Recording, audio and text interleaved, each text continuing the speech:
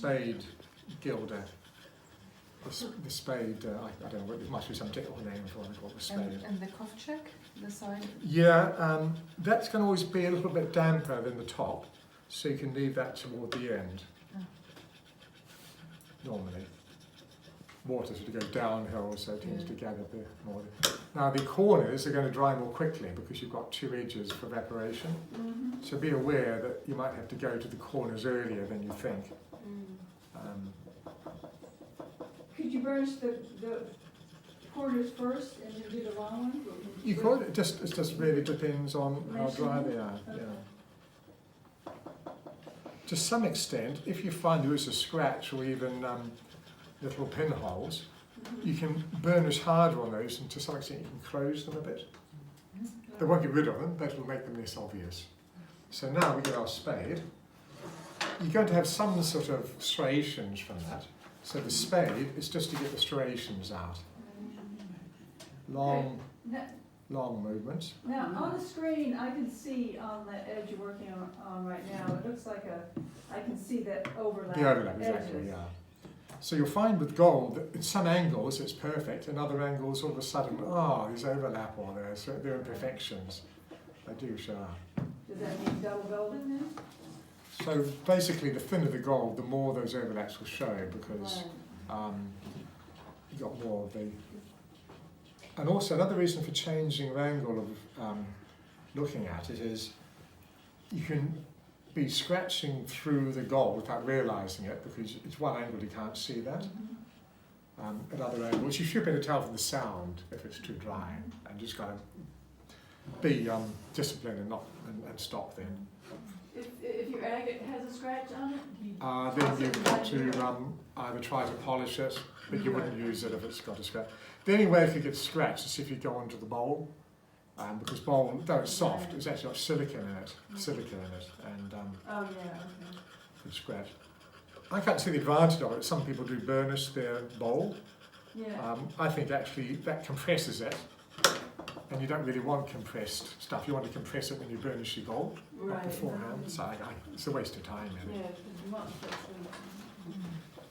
And when if you lay the gold like perfectly or close to perfectly, how long should it last? Like it shouldn't come off even if people touch it or kiss it. Or No, it will it's there. stay. Yeah. Yeah. So when you see icons that has kind of where it's disappeared a little bit, it's probably because they weren't that well put on to begin with. It depends how it's come off, and sometimes it's just friction. You know, people kissing it or touching it a lot. Yeah. That's just going to wheel off anyway, so it's quite thin, the gold.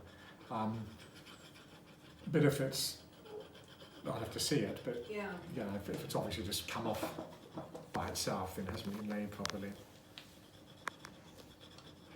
Okay, it's almost done. So keep this down low. Don't go like that. Keep it down low. Keep your eyes moving around so you've always got the optimum reflection, so you know where you're going. What you can do, I think I haven't mentioned, you can turn this a bit. Like if you've got a slight dip, notice sanding, some of you had a slight dip, you can turn it to go into a dip. Change it just a little bit, or use the heel, go into the heel a bit. Okay. You don't want to go too far, because what's going to happen if you go along the tip? That's correct. Oh, You're gonna yeah. So.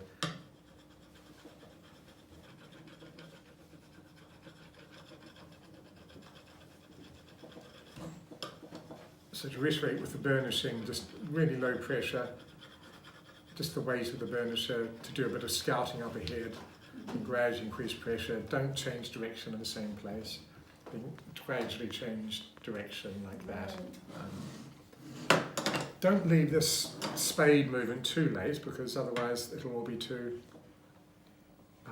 dry to have any effect, and you might scratch the gold. How much pressure are you using? Quite a lot. Really, most of your burnishing has been done already.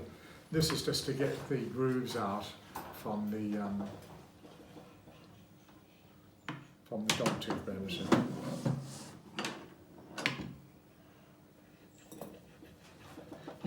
I find you can't really burnish initially with this, because there are going to be slight undulations and this bridges. So if you've got a valley, this will bridge and won't get into the valley. That's true, yeah. So you think, this would be quicker to do it this way, but it'll bridge, but also because you've got a much bigger area in contact, the pressure per square centimetre is less, so you get less burnish. Should we cut the gold leaf so it goes down the edge of the... Yeah, because when you gild it, you can't go uphill, just go downhill. So down and just yeah. along about a millimetre or 2 millimetres. So that's slightly damp there. So that's the last part, so I'll keep away from that. Oh, So how many sheets would you use for that whole icon, do you think? 7, 8. Yeah. So really the cost of the gold is only about £10, £12 for that. It's the labour. Yeah. So when I'm pricing an icon this size, I'd probably add another £300 on for the gilding. Yeah. 250, something like that. Yeah.